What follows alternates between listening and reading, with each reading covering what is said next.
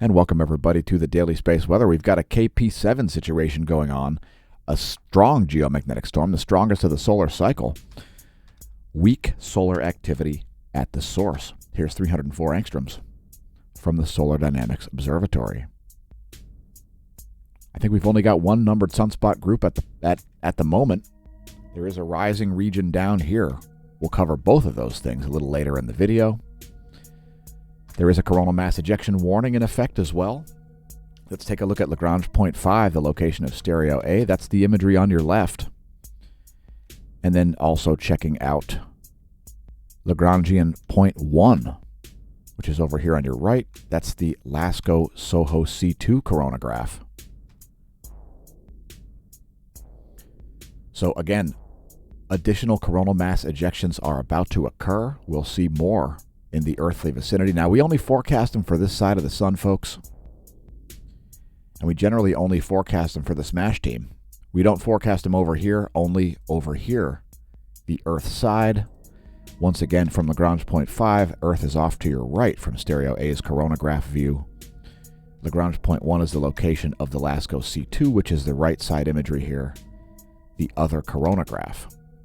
By the way, follow us on Twitter if you don't already follow us on Twitter, twitter.com/smashamash. We're all over the interwebs at smashamash. Thanks to all of our new followers and so on. And here is the colorized magnetogram from the SDO. And it looks like there are two numbered groups, rather. 2891 and 2893 is this one here.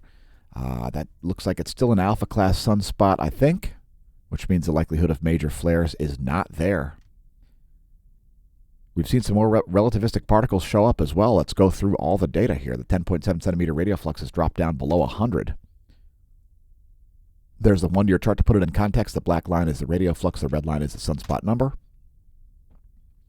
And here's the Space Weather Enthusiast dashboard all the way down to 89 solar flux units. But we have strong magnetism from the sun. Check it out. Total field of 14 nanotesla. And BZ component negative 10 nanotesla, keeping us in a G3 class KP7 geomagnetic storm situation, which lasted longer than the forecast. And it wasn't even in my forecast. Yeah, I was incorrect about the forecast. So let's talk about earthquake activity real quick here. There is a seismic drought happening. There is a drought of 7 magnitude earthquakes. As you can see, this large space in between the red bar and the next red bar. If you're in a zone prone to earthquakes, please have a plan. Know which building facades will collapse and so on. If you can't even afford a bug-out bag, at least knowing what will collapse in the event of a disaster like an earthquake would be an advantage. Let's scroll up the list at USGS. And here's your list. Some deep quakes at places like Japan and Vanuatu, certainly. No major quakes. I think the largest of the past 24 was a 5.7. That one at Indonesia, there it is scrolling up the list now. That one came in at 2:42 Universal Time this morning on November 4th. The Band AC saw a deep quake. Also Vanuatu. Alaska saw a 5.2 out in the Aleutians. Pretty calm, seismically speaking, over the past 24. Volcanoes, a little bit less so. Kilauea's back on the list. As there's some news about the lava lake. If you want to read about it, check it out at volcanodiscovery.com's Volcanoes Today page. La Palma continues to erupt in the Canary Islands. No word on the size of the ash plume there. We have recently seen the largest quake about 2 days ago, I think it was. There was a 5.1 there. So we're interested to see if this is increasing or decreasing in its activity, the La Palma volcano. Karimsky exploding on the Kamchatka Peninsula, producing a 10,000-foot plume of volcanic ash. East of Siberia, Subanosejima, flight level 060, the Subanosejima volcano in the Ryukyu Islands, is producing a 6,000-foot ash plume. Ulawun, now back on the list. Some elevated volcanic seismic unrest happening there at Ulawun. Also a thermal hotspot detected yesterday. Values increased over 10 times. The RSAM value, if you know what RSAM values are, leave us a comment and let us know. Semeru also erupting. producing a 13,000-foot plume of volcanic ash over East Java, Indonesia. So there's Kilauea back on the list. Some information about the cinder cone as well as the lava lake. Some magma going back into the ground as opposed to creating new real estate. Fortifying the underground layers. Perhaps creating some new magma tubes, who knows? But anyway, Kilauea there showing up on the list. Fuego also exploding. Flight level 150, 15,000-foot ash plume over Guatemala, Nevado del Ruiz. 19,000-foot ash plume over Colombia from Nevado del Ruiz. Sangay exploding.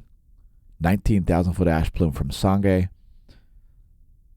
Sporadic emissions and mild explosive activity. I don't know what's mild about a volcano exploding, but Revenador also erupting there in Ecuador. Sabancaya exploding, 25,000-foot plume of volcanic ash is a reminder not to pole vault the caldera. Today's featured product is the Do Not Pole Vault the Caldera socks. You can find links to the smAsho merch on our homepage, smAshomash.com. Lots of products with the design available, including tote bags and throw pillows and blankets and shower curtains. They make great gifts. Tell your friends and foes not to pole vault the caldera. It could be unhelpful, and we need the views on YouTube. Tell your friends, foes, science noobs, and science pros about the channel. Support us via the links below this video. Thanks to all who have, and most of all to the smAsh team. smAshomash.com/smAsh team is what we've replaced Patreon with, and you can again find links to that at the homepage, smAshomash.com. Goes magnetometers over the past 3 days showing some big-time spiky readings and some high readings, making it up over 175 nanotesla there, as you can see, measured by the GOES 17, the blue line. And these spiky readings in here, these are caused by a bunch of incoming solar plasma from the coronal mass ejection currently striking the Earth geospace. So we had high speeds mainly, also some higher densities. We'll get to it. First, let's take a look at the heliospheric current sheet. Earth still remains in a North Pole current sheet shown here in green. There you can see the last image. Keep in mind the data is an hour and a half old. Here's a line of sight view of the same data essentially. Also shows you the solar magnetogram. And we've got some activity rising in the southeast. We'll get to that later in the video. Plenty of stuff to cover yet. Coronal holes, we've got a large coronal hole North Pole oriented system here facing right in the earthly zone there. You can see all that green area. That's North Solar Polar Field magnetism. This also shows you the sun's B field in blue. Those blue potential field surface source lines are the sun's B field force lines. Here's 193 angstroms, and that coronal hole setup is not very well defined. It looks like it's gaining a little bit of definition here. Keep in mind, folks, the solar corona is very bumpy, and it looks very different from different angles. That's 193 angstroms, one of the many ionized iron ultraviolet emission spectra covered by the SDO. Next, detected sunspot groups and flares. Flare probabilities, that is. And the flare probability isn't all that high. However, there is a coronal mass ejection warning in place. So we're expecting to see additional coronal mass ejections in the earthly zone here in the next 24 to 36 hours. We've got two significant named sunspot groups, 2891 and 2893, and an active region rising in the southeast. We did see some relativistic particles show up. Two large C-class flares have happened in the past 24 hours. That's solar flaring over the past 3 days. The GOES 16 and 17 long and short X-ray data. So here are some relativistic particles showing up once again. They showed up here around 2050 Universal Time last night on November 3rd. They would not be from this solar flare, as the solar flare happened at 2110. The relativistic particles showed up before that at 2050. So I have no theories on that. We've got continued radio blackouts happening here.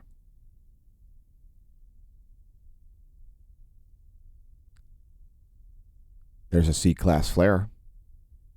So a bit of a radio blackout produced there over southern Africa mainly. Parts of the Atlantic and Pacific Oceans also included there. It looks like most of the proton event has subsided, though. And lots more stuff to look at here. How about the real-time solar wind? So the real-time solar wind shows us the signature of a coronal mass ejection strike. You can see right here a change happening in the BTBZ, phi angle shifts, solar wind density, solar wind speed, and temperature all changing at the same time. The surefire sign of a coronal mass ejection. Solar wind velocity made it up over 800 kilometers per second. Right in here we got to 834 kilometers a second. But the main story is the strength of the negative BZ component. So solar wind densities didn't get all that high. Leading edge was only about 28 protons per cubic centimeter, so it's a fairly diffuse coronal mass ejection strike. Quite earthly oriented, though. The main story is up here in the BTBZ. So, for example, at this moment here, we have a negative 15 BZ, a very, very strong BZ component, which is an optimal scenario for the induction of currents, induced currents, because of the incoming particle forcing. BT of 23 nanotesla and a BZ of negative 15, a strong southward BZ component. And that is the main cause of the geomagnetic storm that we're currently experiencing. It looks like it's subsiding as we're seeing the solar wind plasma temperature drop off here. You can see some additional pulses happening. Current conditions are still quite elevated here, a very high-speed solar wind at the moment.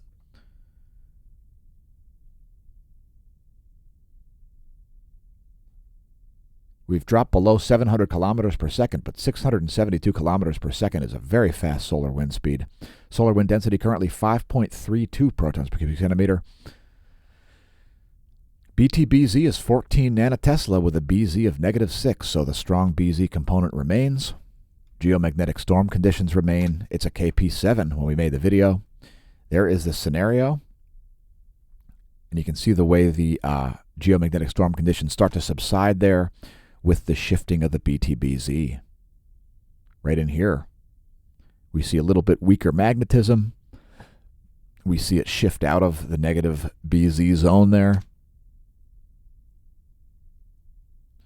So yeah, geomagnetic storm. This is actually the strongest geomagnetic storm we've seen in solar cycle 25, I believe, which started in November of 2019. Today we're going to show you all three frames here in the Geospace Magnetosphere movies. We're going to show you the modeling of the magnetohydrodynamic pressure. This scale is nanopascals.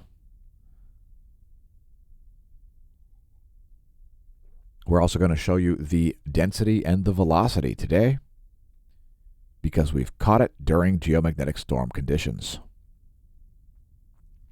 A bit of a snapback happening here. Right around 1140 universal time. That's the shifting of the BZ, I believe. Anyway, here's density. Let's bring this back.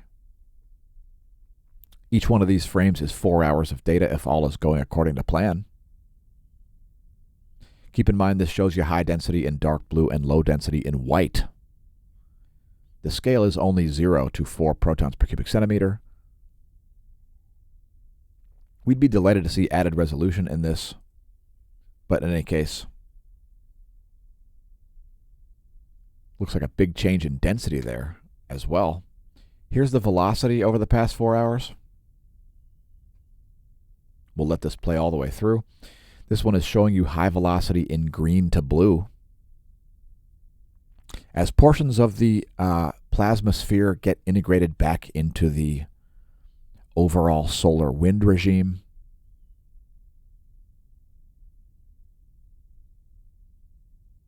the ground magnetic perturbations maps are quite spectacular today.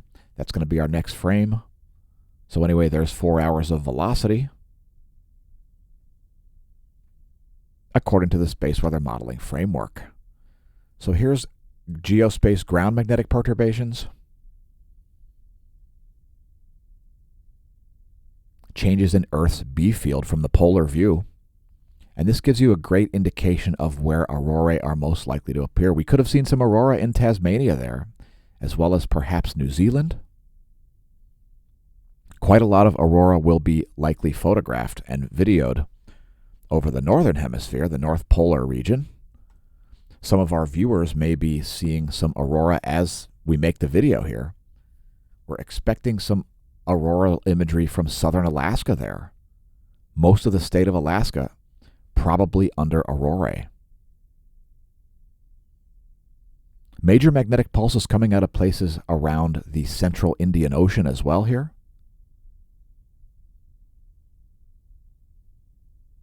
Places like Somalia also seeing some major ground magnetic perturbations there, right on the equator practically. And here's just the North American view. Let's shrink that down. There we go. So that it shows the time and date stamps. Most of the state of Alaska likely to be seeing aurorae there. Maxing out the scale at 400 nanotesla. Magnetic flux density. Yes, geomagnetic storm conditions. So here's the auroral forecast. We're going to show this as well today. Keep in mind, folks, this is only a forecast. If you're anywhere near where you expect auroras might be, go out and look, take video of it, put a camera on a tripod. Your camera picks up ultraviolet light invisible to the human eye.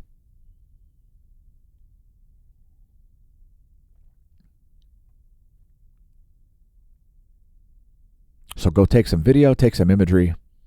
You may see aurora on your camera that you can't even see with the naked eye.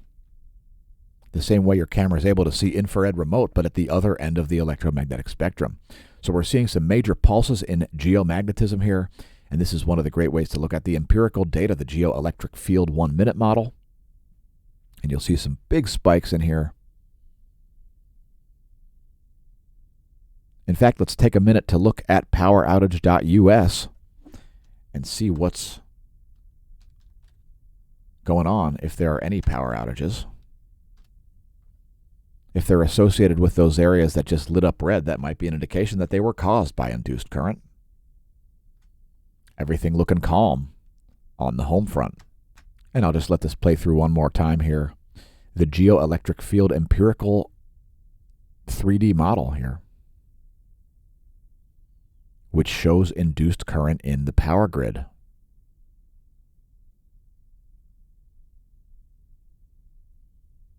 I think things may be subsiding here, folks. Next, a diagram of the solar system. Happy new moon. It's time for reverse werewolves to come out. Yeah, new moon. People sleep well, don't go out at night, don't eat other humans, and are generally productive, happy members of society. It's reverse werewolves. They're very scary. They're about as scary as polar excursions and the sun. Let's advance this 1 week. Here's where things will be on 11/11. We'll have a crescent waxing for about 2 more days at that point. Here's another diagram of the stars above my head. I like to know what's going on up there, so I make myself star charts. We've also drawn in the galactic plane here and shaded the galaxy. By the way, that's the Moon, Mars, and Mercury rising ahead of the sun.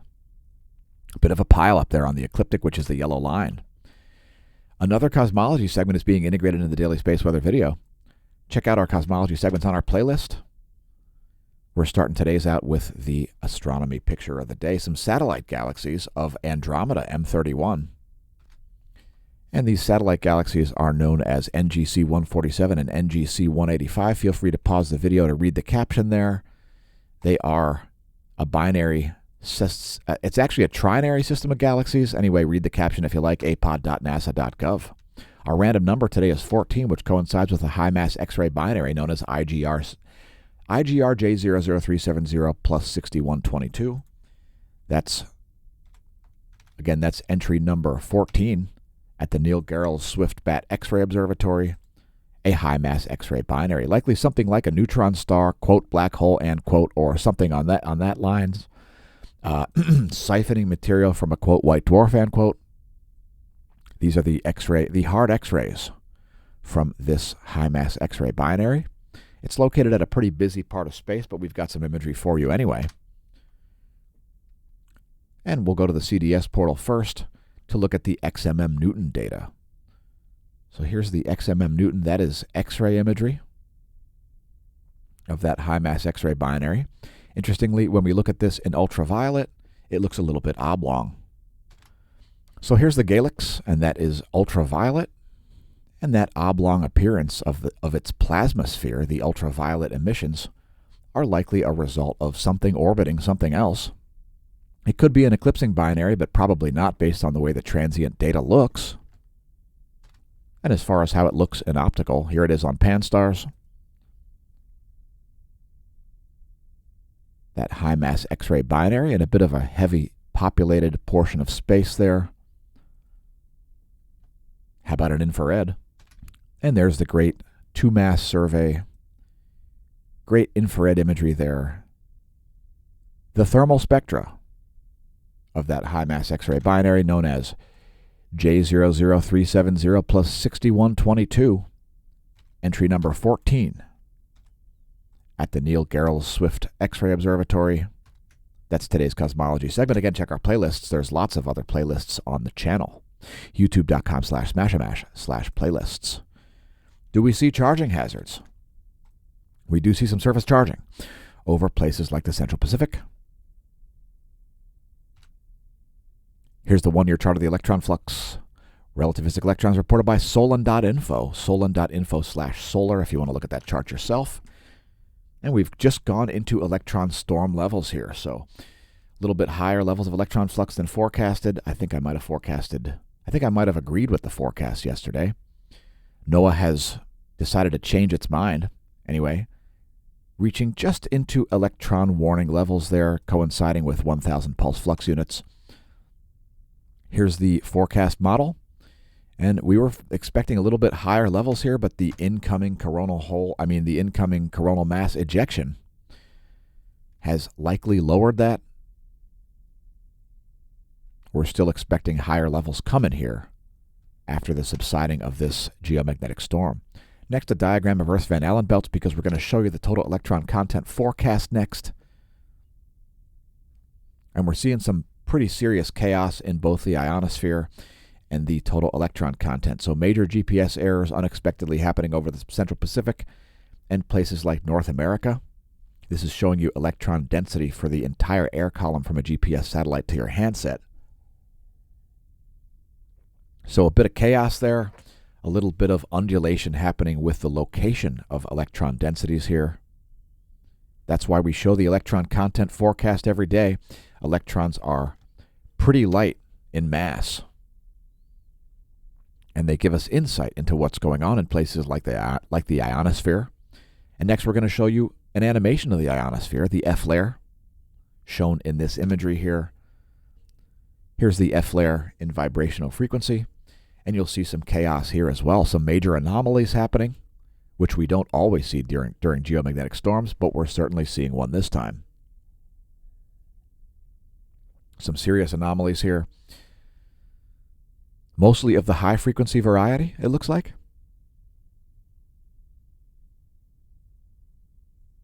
There's the latest image. That's 12 o'clock Universal Time, 12 noon. You can see these extreme swings of the ionosphere there in the South Pacific Ocean. Some low-frequency anomalies closer to the equator. High-frequency anomalies both over parts of the Asian continent, the South Pacific, and so on. This shows you anomaly in megahertz from the 30-day median. High frequency in blue, low frequency in red. There's 12 noon Universal Time. And there's the ionogram. That's the anomalygram. Have you seen our meteorology segments? They typically premiere before the daily space weather. Check them out. Here come bonus features. First one is the El Teide ground-based solar observatory in El Teide, Spain. Filament here stretching out of sunspot 2891. Again, coronal mass ejection warning in place. Here's the latest intensity gram.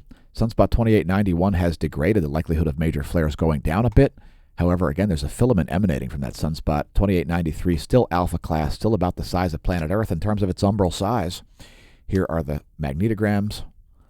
There's the colorized magnetogram again. That's been degrading over the past couple of days. That's been staying stable. Down to 2 sunspot groups at the moment. Now this is the GO 16 SUVI imagery. This is what we typically stream live to Twitch. We'll be probably doing a little more of that today as well.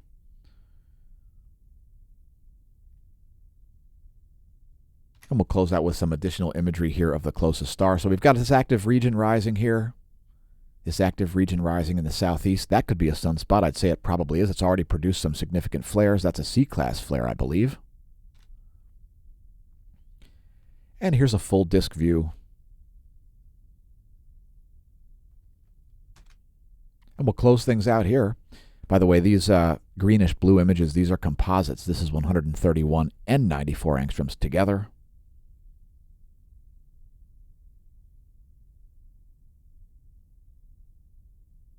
And thanks so much for viewing the videos. Congratulations on realizing the channel exists, and may that solar wind be at your back.